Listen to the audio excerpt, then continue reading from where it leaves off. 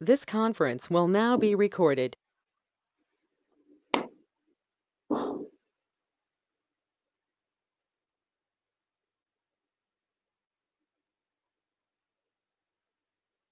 चरक सूत्रस्थान अध्याय 4 श्लोक नंबर 9 मुस्ता कुष्ठ हरिद्रा दारु हरिद्रा वचा अतिविषा कटुरोहि चित्रक चिरबिल्व हैमवती इति दशेमानि लेखनीयानि भवन्ति।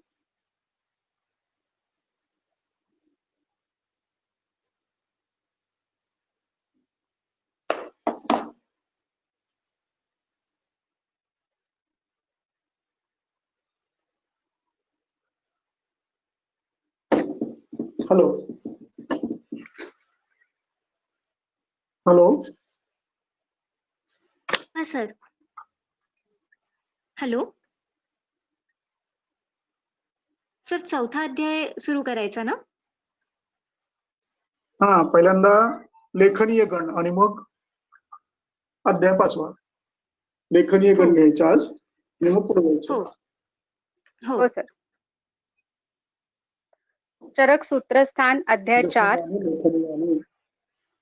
श्लोक नंबर 9 मुस्त कुष्ठ हरिद्रा दारु हरिद्रा वचा अतिविषा कटुरोहिणी चित्रक चिरबिल्ब हैमवती इति दशेमानि लेखनीयानि भवन्ति।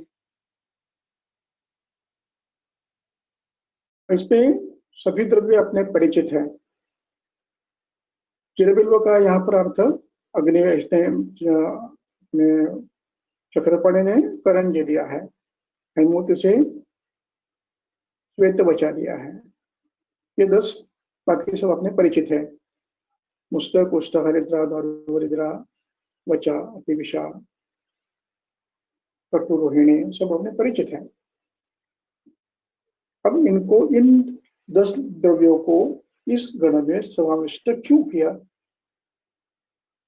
और जैसे चरक कहते हैं विमान स्थान में कि आप गण में से किसी को आप यथा योग्य न माने तो उसको निकाल भी सकते हैं और नया डाल भी सकते हैं। तो यह आवश्यक होता है कि हमें लेखन द्रव्य कौन सा है, कौन लेखन, किसको लेखन कहा जाता है, क्राइटेरिया क्या है उसका, ये समझना आवश्यक है।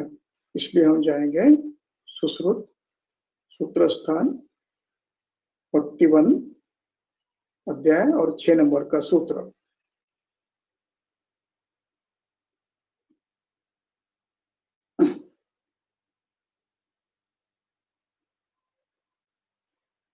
उसमें वे कहते हैं कि अनल अनिल गुण भूयिष्टानि लेखनीयानि। अनल यानी अग्नि, अनिल यानी वायु, वायु और अग्नि भूयिष्ठ जितने भी द्रव्य हैं वे सभी लेखनीय होते हैं। अब लेखनीय का अर्थ क्या है?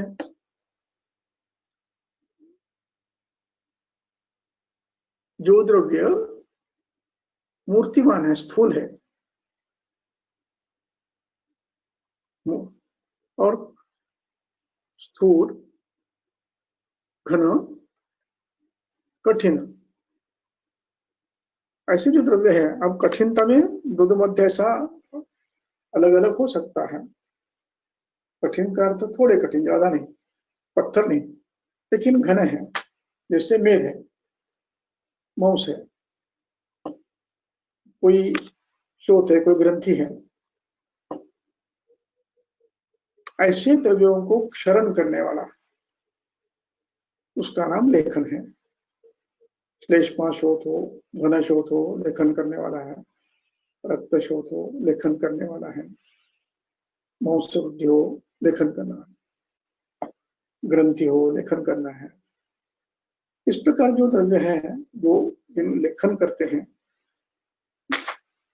उन द्रव्यों का क्राइटेरिया क्या है? तो उन्होंने कहा लेखनम अनल अनिल गुण भूयिष्टानि। अब जो द्रव्य अनिल अनल भूयिष्ठ है, यानी जिनमें गृंघण की क्षमता नहीं है। जैसे मधुर आम्ल लवण में लवण और आम्ल अग्निभूयिष्ठ है, लेकिन इसमें गृंघण की क्षमता है। अब कटु ये अग्निभूयिष्ठ है, अनिलभूयिष्ठ है, ये उत्तम लेखनीय है। तिक्त अनिलभूयिष्ठ है, लेखनीय है। कषाय अनिलभूयिष्ठ है, लेखन है।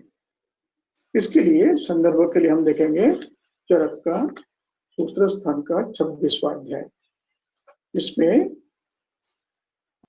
प्रत्येक द्रव्य के रस के वर्णन किए हैं, और वो वर्णन है क्रमशः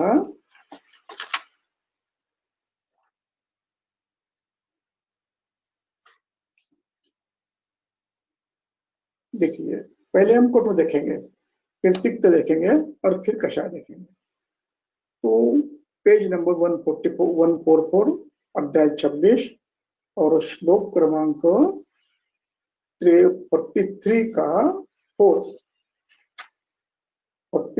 4 ये कटुरस है। देखिए, कटुरस में ऊपर से 6वीं लाइन, मांसम विलेखति, ये मांस का विलेखन करता है, यानी ये लेखन है। अग्नि गुणभूयिष्ठ और वायव्य गुणभूयिष्ठ है। कैसे लिखा है? बंधान छिन्नति, कहीं बंद हुआ तो उसको भी कम करता है, ये भी लेखन कार्य है। उसके बाद तिक्तरस में ऊपर से 4थी लाइन, उसमें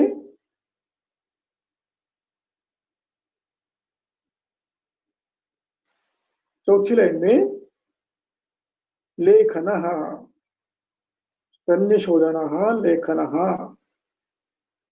लेद मेद वसा मज्ज लसिका शोषणः, मेद और वसा का ये लेखन करता है। कफज शोथ हो तो उसका लेखन करता है, ग्रंथि हो तो उसका लेखन करता है। इसी प्रकार कषाय रस भी लेखन है।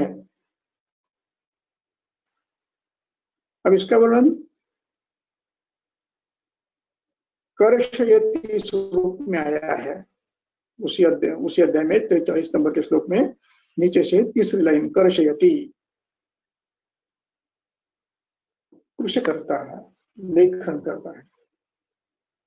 और सुश्रुत ने कषाय रस के वर्णन में उसको लेखन कहा है। इस प्रकार जो भी द्रव्य कषाय है,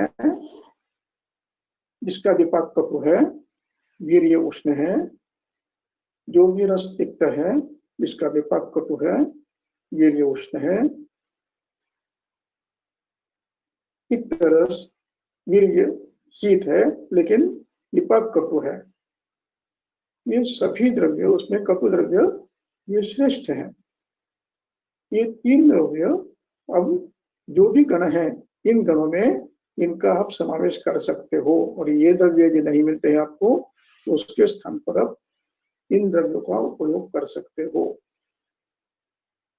ये जो द्रव्य तीक्ष्ण है, जो द्रव्य सूक्ष्म है, जो द्रव्य सूक्ष्म है, जो द्रव्य वायवीय है, विशद है, खर है, ये सभी प्रायः लेखन होते हैं। इस प्रकार लेखन गण की कल्पना ग्रंथकर्ता की, जो द्रव्य अनल अग्निभूयिष्ठ है, यानी कि रूक्ष विशद खर पुरुष है, तीक्ष्ण उष्ण है, जो अग्नेय द्रव्य होते हैं वो प्रायः उष्णता के साथ, उष्ण तीक्ष्ण गुण के साथ खर खर विशद होते ही हैं, परोक्ष विशद होते हैं। इसलिए जिन द्रव्यों में वायु के गुण है, लघु रूक्ष खर परोक्ष विशद, जिन अग्नि द्रव्यों में खर परोक्ष विशद सूक्ष्म लघु ये गुण है, ये तीक्ष्ण उष्ण गुण है, ये द्रव्य प्रायः लेखनीय माने जाते हैं। इस प्रकार लेखन द्रव्य की ये हुई निर्णय हुआ कि जो सुश्रुत के अनुसार जो द्रव्य अनिल अनल गुण भूयिष्ठ यानी रूक्ष परोक्ष विशद खर उष्ण तीक्ष्ण है, वे सभी लेखन के रूप में कार्य करते हैं। अब उनमें भी आप अन्य द्रव्यों का समावेश इन गुणों के आधार पर आप कर सकते हो, अनुक्त द्रव्यों का समावेश कर सकते हो। जैसे मधुलेखन है, मधुलेखन है क्यों, कषाय है, वृक्ष है। ऐसे वो गुण लेखन है, विशद तीक्ष्ण उष्ण लेखन है। इस प्रकार लेखन द्रव्यों का क्राइटेरिया आप निश्चित कर सकते हो और अन्य द्रव्यों का समावेश भी उसमें कर सकते हो। ये हुआ हमारा आज का एक गण। अब हम आगे जाएंगे। कल हम जहां पर आए थे उसके आगे 5वां श्लोक। ये जो 5वां श्लोक है मात्राशीति अध्याय का, वो चरक हाँ पढ़ो। सूत्र 5 श्लोक नंबर 5। तत्र शाली षष्टिक मुद्ग लाव कपिंजल एन शश शरभ शंबरादीनि आहारद्रव्याणि प्रकृतिलघूनि अपि मात्रा अपेक्षिणी भवन्ति तथा पिष्ट इक्षु। बस उसके बाद दूसरा। अब देखिए यहाँ पर ग्रंथकर्ता प्रकृतितः लघु द्रव्यों का वर्णन करते हैं। अब इसको हम प्रकृतितः लघु कहते हैं और जो आहार्य द्रव्य है क्या वो लघु होने के कारण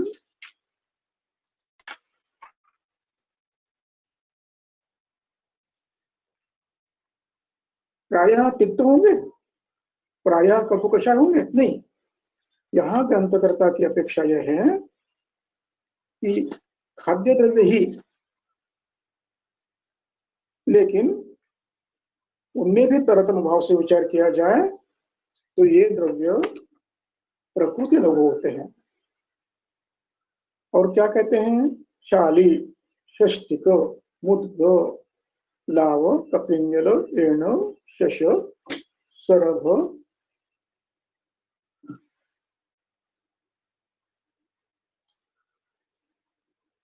शाली षष्टिक मुद्ग लाव कपिंजल एण शशभ शंबर आदि आहार द्रव्याणि कहते हैं और औषध द्रव्याणि नहीं कहते हैं। इसका अर्थ ये प्रायः मधुर है, किंतु मधुर होते हुए भी ये प्रकृति लघुनी है और ये भी इनको भी मात्रा की अपेक्षा होती है। अब इसके बाद हम देखेंगे जो गुरु द्रव्य है उनका क्या कहा है? पिष्ट इक्षु क्षीर विकृति, या विकृति शब्द तीनों को लगाना है। पिष्ट विकृति, इक्षु विकृति और क्षीर विकृति, तिल विकृति, वाश विकृति, आनूप औदक पिशित आदि आहार द्रव्याणि, यानी जो द्रव्य स्वभावतः गुरु कहे हुए हैं, जो आनूप है, औदक पिशित है और जो द्रव्य आनूप प्रांत में होते हैं खाद्य द्रव्य धान्य में, और जो पानी में होते हैं वे सभी आनूप माने जाते हैं। और ये आनूप और औदक यानी उदक में होने वाले, पानी में होने वाले, इन सबको प्रायः अभिषेच्य माना जाता है। ये द्रव्य प्रकृति गुरुणी भवन्ति, इसलिए मत्स्य को ये कहा गया है, अभिषेच्य कहा गया। और सभी मत्स्य को दूध के साथ नहीं खाना, ये वर्णन किया आपने देखा 26वें अध्याय में। यानी ये स्वभावतः गुरु है। ये स्वभावतः गुरु क्यों है? इनकी उत्पत्ति काल, उत्पत्ति की लगने वाली पानी, उत्पत्ति को लगने वाला जमीन, वास्तव्य, देश का, ये सब अनुभव है। और कुछ द्रव्यों के अपने खुद के गुण गुरु है, जैसे मांस है तो स्वयं गुरु है। और जो स्वयं प्रकृतिता गुरु है वे भी यदि आनूप औदक है, अनुपदेश के है, अनुप ऋतु के है, तो और भी गुरु है। गुरु ये अपेक्षा करते हैं। अब हमारे मन में प्रश्न आता है कि शाली षष्टिक का क्या वर्णन है, किसको शाली कहेंगे, किसको खाना है और किसको नहीं खाना है। प्रचलित भाषा में सभी को शाली कहते हैं, सभी को। कोकण में जो होता है, जो आनूप है और जलज प्रदेश है, स्थलज नहीं है, पानी में घुटना भर पानी में उसका बुनाई होती है उसकी, और खास करके वर्षा ऋतु में बुनाई होती है और शरद में आता है, उसको भी शाली कहते हैं। ग्रंथकर्ता की अपेक्षा है, ग्रंथकर्ता की अपेक्षा क्या है वो देखेंगे हम। अब देखिए अध्याय 27 सूत्र स्थान श्लोक नंबर 10, 11, 12 की टीका। टीका में नीचे से तीसरी लाइन,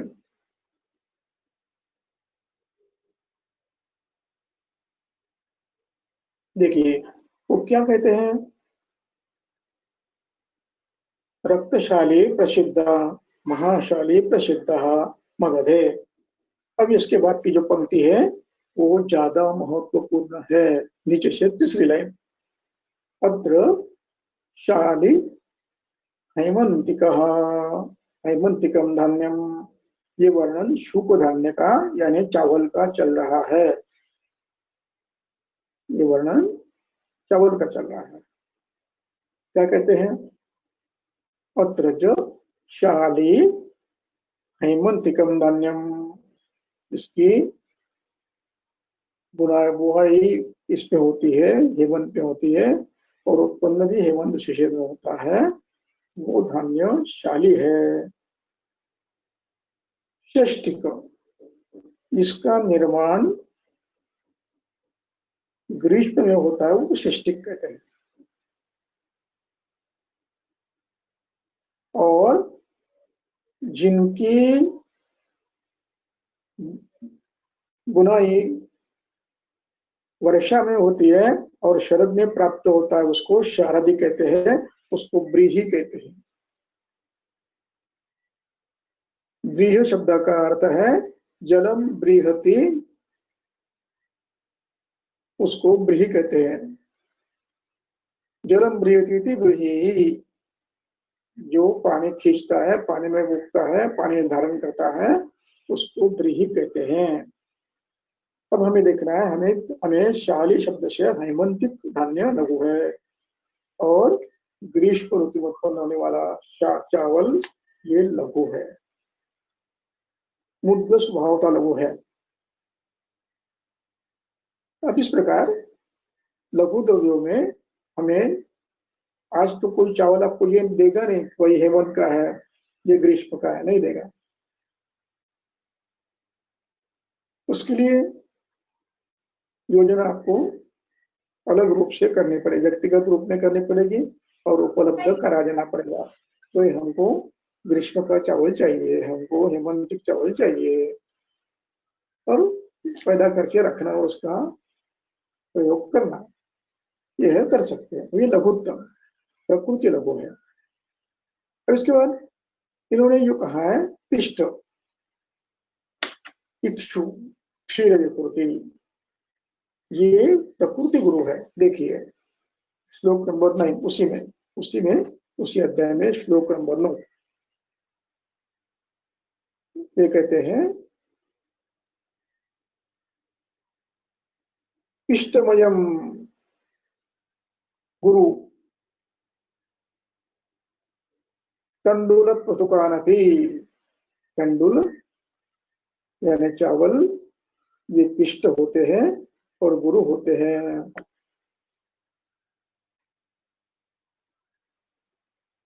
तस्मात्, तस्मात् शब्द वहां से निकालना है।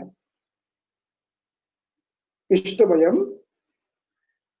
गुरु तंडुलान पृथुकान अपि तस्मात्, ये दोनों पृथुका यानी पोहा और तंडुल यानी चावल, ये दोनों गुरु है और पिष्टमय है।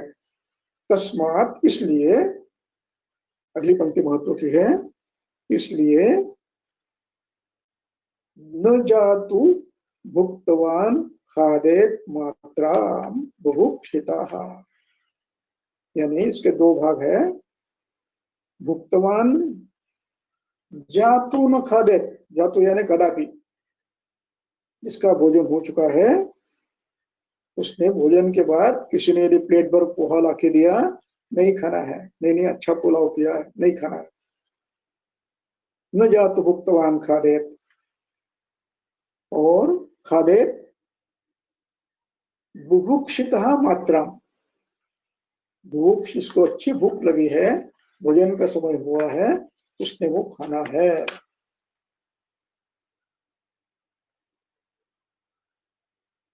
इस प्रकार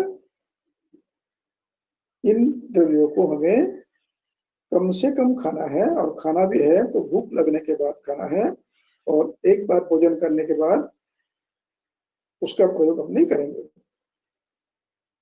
इस प्रकार अब इसी प्रकार इष्ट के, इक्षु के विकार जो भी है, गुड़ है, हानित है, इक्षु से बनाए हुए कुछ खाद्य पदार्थ है, गुड़ से बनाए कुछ खाद्य पदार्थ है, वो भी नहीं खाएंगे।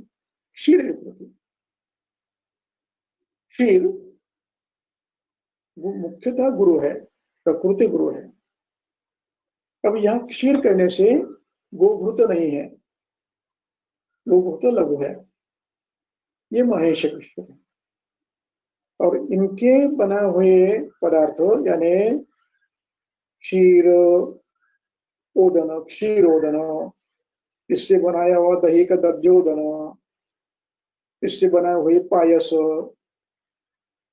इससे बनाए हुए और कुछ पदार्थ, इसके विकार, दूध के विकार, जैसे दुग्ध के विकार के लिए एक बार फिर पन्ना पलटकर श्लोक नंबर 11 देखिए।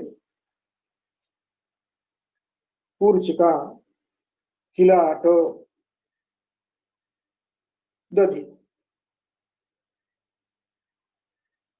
न शीलयेत, इनका नित्य सेवन नहीं करना। न शीलयेत, उसमें कुर्चिका है, किलाट है। अब उसमें कुर्चिका का वर्णन टीका में ऊपर से चौथी लाइन में किया है। कुर्चिका क्षीरेण समम दधित क्रमम व पक्वम, दूध के साथ दही या छाछ पकाकर जो बनाया जाता है उसको कुर्चिका कहते हैं। और किलाट किसको कहते हैं? कुर्चिका का घन, उसको पानी निकाल दिया और घन बना ले लिया, उसको कहते हैं कुर्चिका। नष्ट क्षीरस्य घनो भागः इति अन्ये, ये न शीलयेत, नित्य सेवन नहीं है। क्यों? ये गुरु है, अभिषिद्धि है, इष्टम भी है। इस प्रकार प्रकृति गुरुनि अपि मात्राम अपेक्षन्ते, मात्रा ये द्वितीय मात्रा स्त्रीलिंगी शब्द है, उसका द्वितीय बहुवचन है। मात्राम अपेक्षन्ते, अपेक्षन्ते बहुवचन है। यानी कुछ द्रव्य स्वभावतः लघु होते हैं और कुछ द्रव्य संस्कारतः लघु होते हैं। वैसे ही कुछ द्रव्य स्वभावतः गुरु होते हैं, कुछ द्रव्य संस्कारतः गुरु होते हैं। इस प्रकार पाक विधि के आधार पर भी इनका गुरुत्व निश्चित होता है।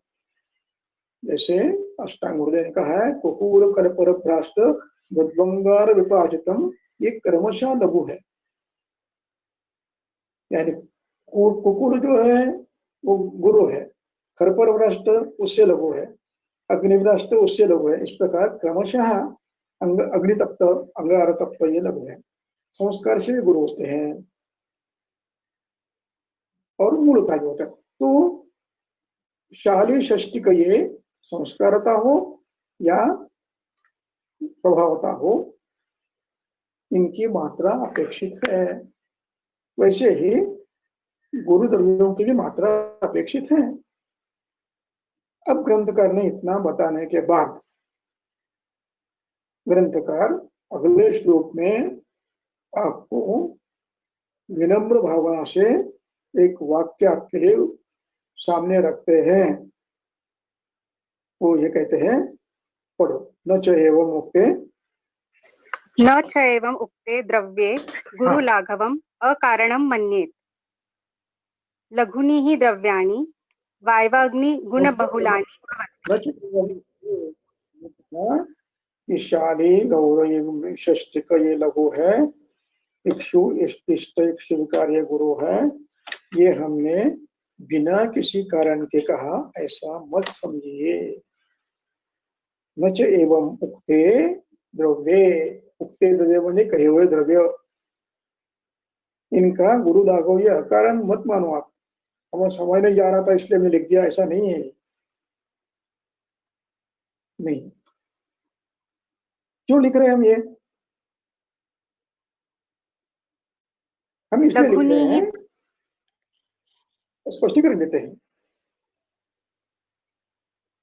लघुनि द्रव्याणि, जो द्रव्य लघु होते हैं,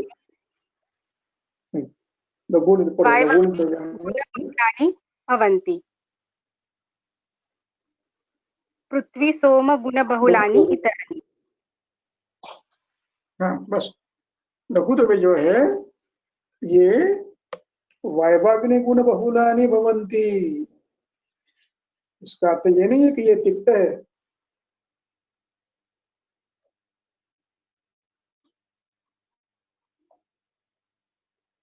ये इनके संस्कार के कारण इनमें पार्थिव अपे तो रहते ही हैं, लेकिन तरलता भाव से वो कम रहते हैं, सामान्य रहते हैं, और अन्य कारणों से जमीन, जल, एक साल पुराने, इन सब का विचार किया तो इनमें अपे गुण तुलना में कम होते हैं, और वायु अग्नि गुण किंचित किंचित किंचित बढ़ते हैं।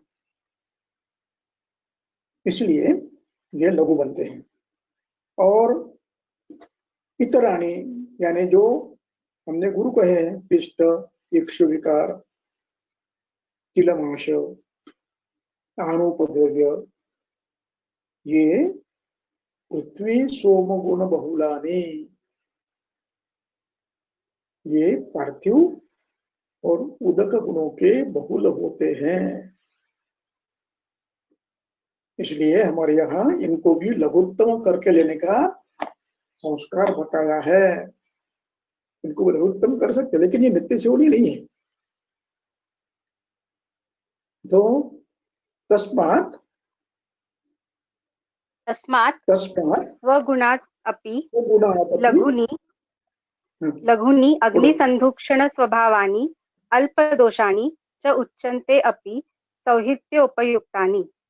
गुरुनि पुनः अग्निसंधुक्षण स्वभावानि असामान्यात्, अतश्च अतिमात्रं दोषवन्ति सौहित्योपयुक्तानि अन्यत्र व्यायाम अग्निबलात्। तेषां भवन्ति अग्निबलापेक्षिणी मात्रा। बस हुए, बाद में पढ़ो। तस्मात् इसलिए, लघुनि तस्मात् अपने गुण से ही अग्नि संदुक्षण स्वभावानि भवन्ति। जो लघु द्रव्य है वो स्वगुणों से भी अग्नि संदुक्षण स्वभाव के होते हैं। इतना ही नहीं, और एक शब्द महत्व का है, इनसे जो निर्माण हो गए दोष वो अल्प दोषानी हो गए। दोष तो निर्माण हो गए ही पार्थिव है तो, लेकिन वो अल्प दोष हो गए, जितने आवश्यक उतना ही होगा, ये व्याधिकर दोष नहीं होंगे। इसलिए तस्मात् स्वगुणातपि लघूनि अग्नि संदुक्षण स्वभावानि अल्प दोषानि भवन्ति।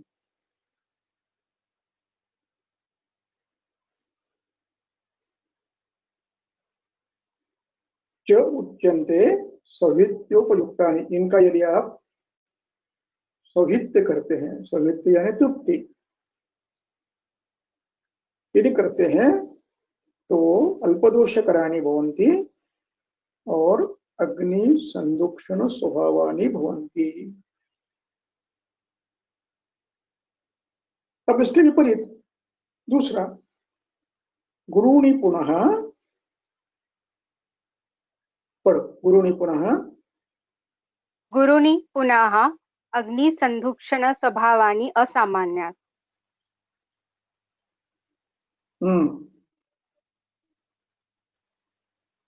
पढ़ते समय ध्यान देना है थोड़ा सा। गुरुणि पुनः, जो र गया है ना के ऊपर वो विसर्ग है, तो उसको पुनः अलग निकालना है, पुनः। और आगे जो नाग्नि है उसको न अलग निकालना है और अग्नि अलग निकालना है। पुनः न अग्नि संदुक्षण स्वभावानि, ये जो आप्य अनूप स्वभावता गुरुद्रव्य होते हैं ये अग्नि संदुक्षण स्वभाव के नहीं होते हैं। क्यों? असामान्य, ये अग्नि के समान गुणों के नहीं हैं, इसलिए इनका उपयोग करते समय थोड़ा ध्यान रखना चाहिए। यानी लघु द्रव्य अग्नि के समान गुण होते हैं, अधिक संदुक्षण स्वभाव के होते हैं, और जो द्रव्य गुरु कहे गए स्वभाव से वे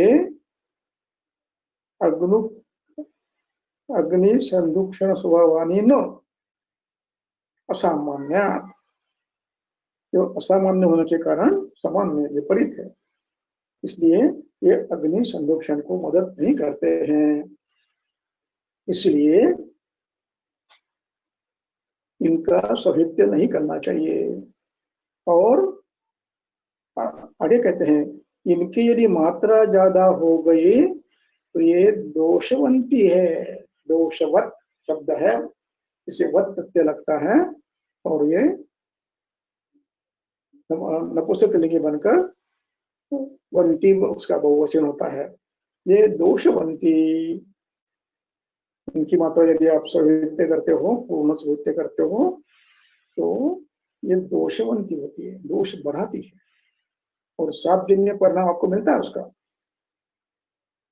बढ़ता है यदि नित्य आप करते हो तो। इसमें एक अपवाद है,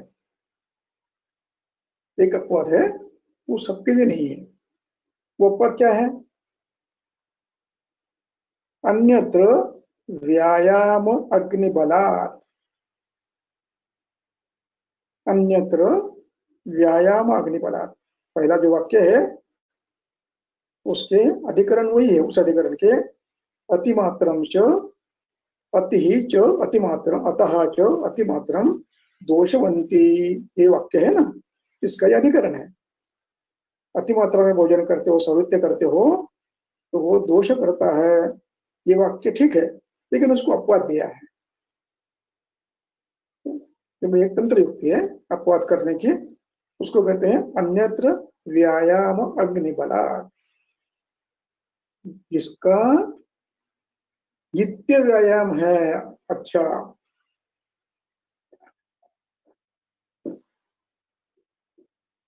और जिसका अग्नि व्यायाम के कारण प्राप्त बल है। इसमें चक्रपाणी की टीका है, नीचे से लेकर छठवीं लाइन, 1 2 3 छठवीं, नीचे से लेकर छठवीं लाइन। तथापि कहते हैं, तथापि व्यायाम आहित बलो वह्नि, आहित बल प्राप्त बल। कैसे? व्यायाम से प्राप्त बल, व्यायाम आहित बल वह्नि, वह्नि यानी अग्नि, उसका विसर्ग है वो निपर गया है, उसको निकाल लेना है।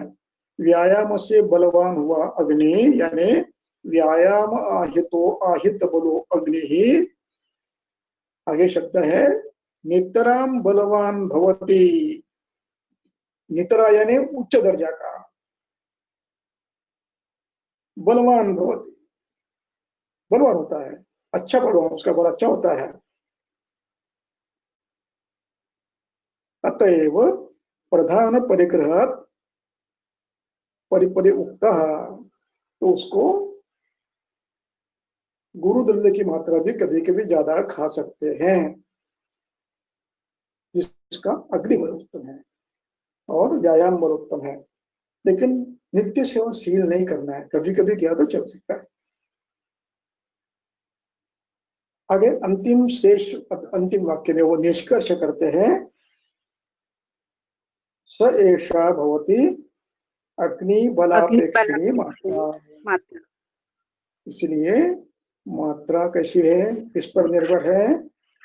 अग्नि बलापेक्षिणी। देखिए मूल श्लोक में 3 नंबर के श्लोक में ये शब्द आया है, अग्नि बलापेक्षिणी मात्रा। क्यों कहा? इसलिए कहा हर द्रव्य की मात्रा भिन्न भिन्न होगी। एक तो कहा कि हर व्यक्ति की मात्रा प्रति ऋतु में बदलेगी, प्रति वय में बदलेगी, इसलिए वो अग्नि बलापेक्षिणी है। वर्षा ऋतु में अग्नि मंद होगा, मात्रा कम होगी। हेमंत में अग्नि बढ़ेगा, मात्रा उत्तम होगी। वृद्धावस्था में अग्नि बंद होता है, मात्रा कम होगी। ये तो हो गया। अब इसके अतिरिक्त यहाँ कहते हैं अग्नि बलापेक्षिणी, ये किसकी मात्रा है? गुरु लघु की। ये मुझे वर्णन हुआ सामान्य द्रव्य का, सामान्य आहार का वर्णन हुआ अग्नि बलापेक्षिणी मात्रा का। हेमंत में कितना देना, इसमें कितना देना, उसमें भी अब हेमंत में, वर्षा में, ग्रीष्म में, वय में, बाल्यावस्था में, युवावस्था में इन द्रव्यों की मात्रा युक्त युक्त लेनी चाहिए। इसलिए इन द्रव्यों की मात्रा भी, न केवल आहार की मात्रा, इन द्रव्यों की मात्रा भी कैसी है, निर्भर कैसी है? अग्नि बलापेक्षिणी है, अग्नि बल के आधार पर है। इतना महत्व का विषय है, ये पूरे विश्व के लिए आरोग्य देने वाला विषय है। पूरे विश्व में अग्नि संकल्पना अद्वितीय कल्पना है, और ये एविडेंस बेस्ड है, प्रत्यक्षाधारित है। अब यहाँ पर एक बात और थोड़ी सी आपको बताना चाहता हूँ। अष्टांग संग्रह के, अष्टांग हृदय के मात्रा शीति अध्याय में श्लोक नंबर 3, उसमें एक वाक्य है, उसकी टीका हिमाद्री की और अरुण दत्त की, दोनों की, वो देखनी है, दिखा सकते हो तो दिखाओ। वो कहते हैं मात्रा ही अग्नेः प्रवर्तकः, मात्रा ही अग्नेः प्रवर्तिका, प्रवर्तिका है। मात्रा स्त्रीलिंग होने के कारण उसको प्रवर्तिका कहा है।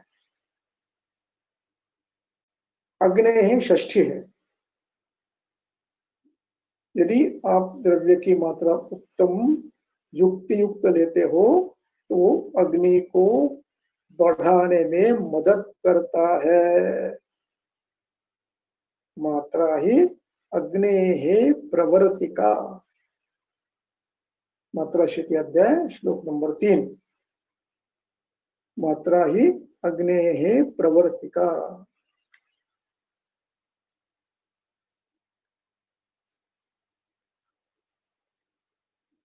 अब इसकी टीका में कहते हैं, टीका में स्वच्छ दिया है अग्निम प्रवर्तयति। सूत्र स्थान 8वां अध्याय, सूत्र स्थान 8वां अध्याय, अष्टांग हृदय, अष्टांग हृदय सुंग्र हृदय हृदय। इसलिए मात्रा ही अग्नेः प्रवर्तका। यदि मात्रा सम्यक है तो अग्नि उदीरण अच्छा होता है और उदीरित अग्नि को भी वो आहार द्रव्य अग्नि की क्षमता बढ़ाने में अनुकूल होता है।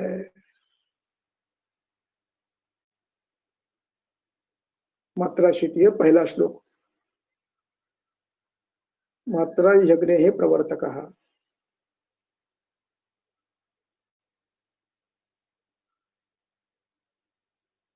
पहला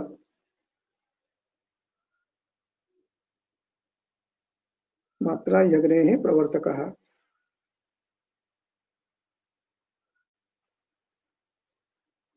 मात्रा अग्नेः प्रवर्तिका। मात्रा शिष्यात्, मात्रा शिष्यात्, मात्रा ही अग्नेः प्रवर्तिका।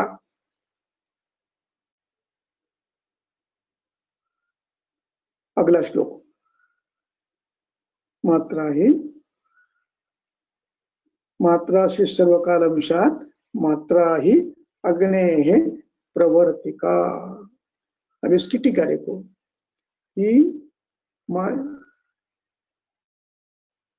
ये तस्मात् पहली लाइन मात्रा अग्नेः प्रवर्तिका स्वव्यापारे अग्नि प्रवृत्तिश्च देह स्थिति हेतु।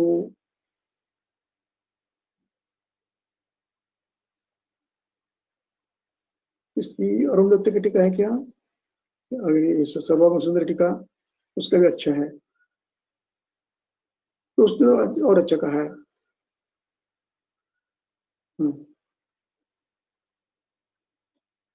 मात्रा ही अग्नेः प्रवर्तिका पचन्तम अग्निम प्रवर्तयति। पचन्तम अग्निम प्रवर्तयति। अब आहार का पचन होते होते होते होते वो अग्नि को भी प्रवर्तित करता है। इसलिए आहार मात्रा युक्त होना चाहिए। लघु आहार का यदि कुछ सेवन होता है तो कभी गलती से दोष करते हैं तो उसके दोष अल्प होते हैं। अजीर्ण होता है तो अल्प दोषी होता है, लेकिन गुरु द्रव्य का अजीर्ण हो तो बहुदोषी होता है। इसलिए मात्रा देखनी चाहिए। अब इसके बाद का 7वां श्लोक पढ़ेंगे हम।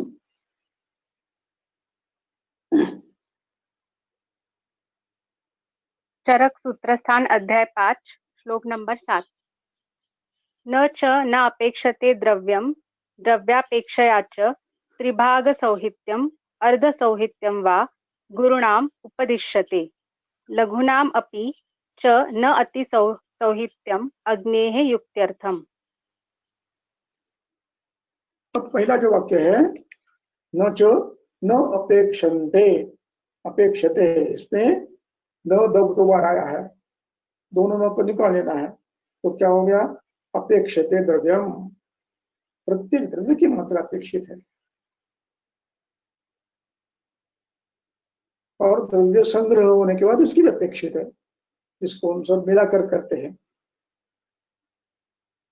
अब द्रव्यापेक्षया, यहाँ अपेक्षा का अर्थ तुलना नहीं है, तुलना से नहीं, द्रव्या की इच्छा करते हुए, द्रव्या खान भोजन की इच्छा करते हुए, और जो द्रव्य है उसकी अपेक्षा में, उसकी हिसाब से द्रव्य के गुरुत्व के लघुत्व के आधार पर त्रिभाग सौहित्यम अर्ध सौहित्यम व गुरुनाम उपदिश्यते। द्रव्य के गुणों के आधार पर गुरु द्रव्यों का अर्ध सौहित्य अपेक्षित है, उपरिक्षन्ते। अब यहाँ पर अर्ध सौहित्यम अपेक्षित के पहले एक शब्द और है त्रिभाग सौहित्यम अर्ध सौहित्यम वा। अब यहाँ त्रिभाग सौहित्यम जो लिखा है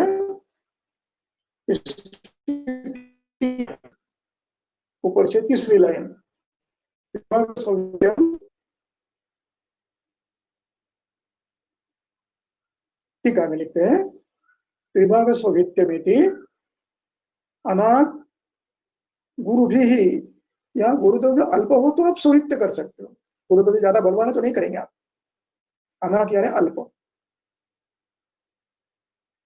त्रिभाग सौहित्यम अनाथ गुरु भी, जो द्रव्य ज्यादा गुरु नहीं उनका आप त्रिभाग सौहित्य कर सकते हो, अन्यथा आप उसको यही करेंगे, अर्ध सौहित्य ही करेंगे। क्यों करेंगे ऐसा, तो उसके टीका करते हैं गौरव प्रकर्षात्,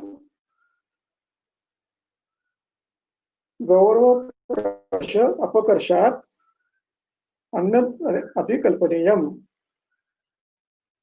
गौरव कैसा है द्रव्य का, इसके आधार पर आप अन्य मात्रा भी निश्चित करो। अब इसके बाद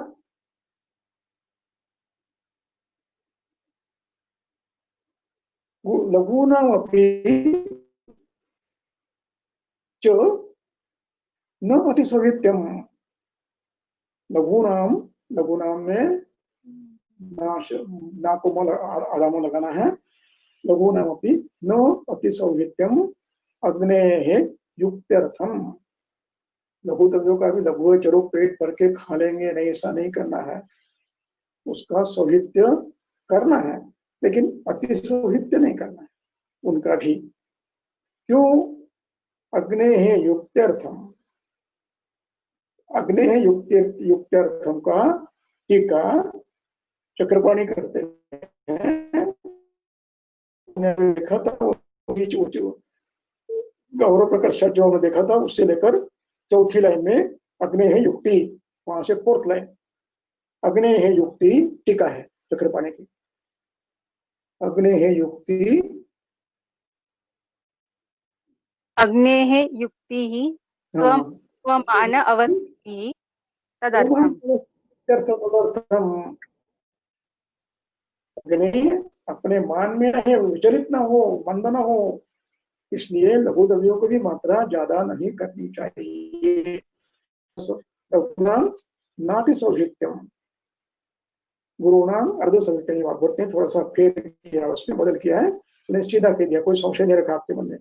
कलयुग है इसलिए वो कलयुग के अनुकूल लिखा है उसने। लघुनाम गुरुनाम अर्ध सौहित्यम लघुनाम नाति तृप्तता, उस पर संदेह नहीं रखा है और वो सही है, वो जो उचित भी है। इस प्रकार यदि गुरु द्रव्यों की मात्रा अधिक होती है तो उसका परिणाम अग्नि समान न होने के कारण अग्नि में विपरीत परिणाम होकर अग्नि दुष्ट हो सकता है, इसलिए नहीं करना चाहिए। यहाँ पर उन्होंने गुरु द्रव्यों का गुरुत्व, लघु द्रव्य का लघुत्व हमने क्यों कहा, इसका स्पष्टीकरण दिया है। उनको बहुत मन में शंका ये रही कि हम ऐसा तो नहीं लग रहा आप लोगों को कि हम ये गुरु लघु चिंता बिना कारण किसी कर रहे हैं, नहीं, ये हमारा प्रत्यक्ष है। इदम जनः प्रत्यक्षम। गुरु द्रव्य की मात्रा लगातार यदि आप 2 दिन 3 दिन 5 दिन लेते हो तो आपका अग्नि खराब होगा और आप हर्षय का शिकार बनेंगे। इसलिए युवा पीढ़ी में हमारे समय में भी लगती थी और आज भी लगती थी, खाने की स्पर्धा लगती है। कौन कितना खाता है, आम का रस कितना कटोरी पीता है, गुलाब जामुन कितना खाता है, परोठे कितने खाता है, ये कभी नहीं करना,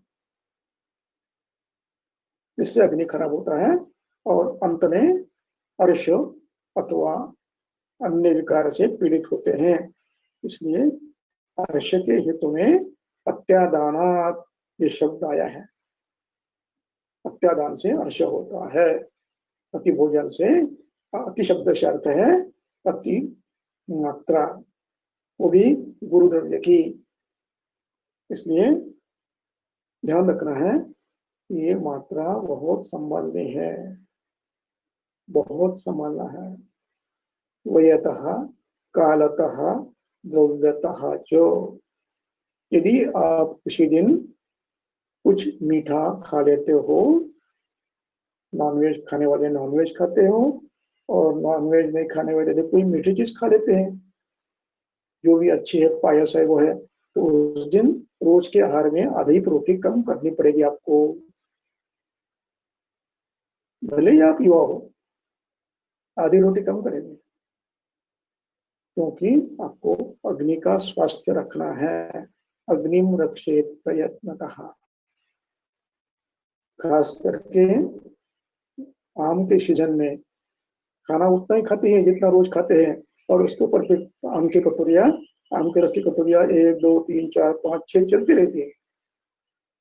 नहीं, ये अग्नि पर अत्याचार है, ये कभी नहीं करना। अब यहाँ पर इसके बाद का श्लोक पढ़ेंगे 8वां।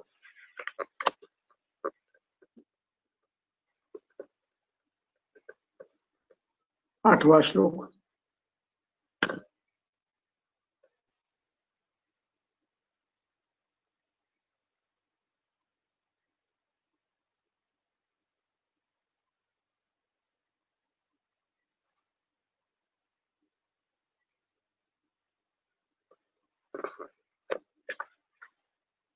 चरक संहिता सूत्रस्थान अध्याय 5 श्लोक क्रमांक 8। मात्रा वृद्धि अशनम अशितम अनुपहत्य प्रकृतिम बलवर्ण सुखायुषा योजयति उपयोक्तारम अवश्यमिति। देखिए क्या कहते हैं, त्याच्यामुळे लठ्ठपणा वाढतो। मात्रावत अशनम, कैसे किया आपने? मात्रावत किया, गुरु लघु देखकर, अग्नि देखकर, आपकी व्यायाम क्षमता देखकर, वय देखकर, अग्नि की क्षमता देखकर। मात्रावत अशनम भोजन, अशितम, अशित ये पास्ट टेंस है, भूतकाल है, खाया हुआ भोजन। मात्रा युक्त खाया हुआ भोजन क्या करता है? अनुपहत्य प्रकृतिम, कृतिम ये विद्या है, अनुपहत्य का अर्थ उसको बाधा न लाते हुए, ये लेबंत है, इनको बाधा नहीं करता है, प्रकृति को, स्वास्थ्य को धक्का नहीं लगाता है, किंतु क्या करता है? बल देता है, बल वर्ण सुखायुषा योजयति, बल देता है, उत्तम वर्ण देता है, फेयर एंड लवली की जरूरत नहीं पड़ती है, सुखायुषा योजयति, कोई बीमारी नहीं होगी आपको। बार बार कभी मुहासे आ रहे, कभी मुखपास हो रहा, कभी कुछ हो रहा, कभी सिर में दर्द हो रहा, कभी नहीं, कुछ नहीं होगा। बलवर्ण सुखायुषा योजयति ये क्रियापद है। इसको उपयोक्तारम, उपयोक्ता यानी भोजन करने वाला, उपयोक्ता, इसको र लगाकर ये बनाया है, एक प्रत्यय है, जैसा कुंभकार वैसे उपभोक्ता, उपयोक्ता रम। आगे का शब्द जो है महत्वपूर्ण है, अवश्यम। मात्रायुक्त आहार प्रकृति को यानी दोषों को, अग्नि को बिना आहत किए बल वर्ण सुख से सुख की योजना करता है। किसके? जो इस प्रकार मात्रा युक्त आहार खाता है। कैसे? विश्वास के साथ कह रहे हैं, अवश्यम इति, अवश्यम इति, ये एविडेंस बेस्ड है, मनमाना नहीं है। इसका संदर्भ आप देखेंगे 27वें अध्याय में सूत्र स्थान के 3रा श्लोक की पहली पंक्ति।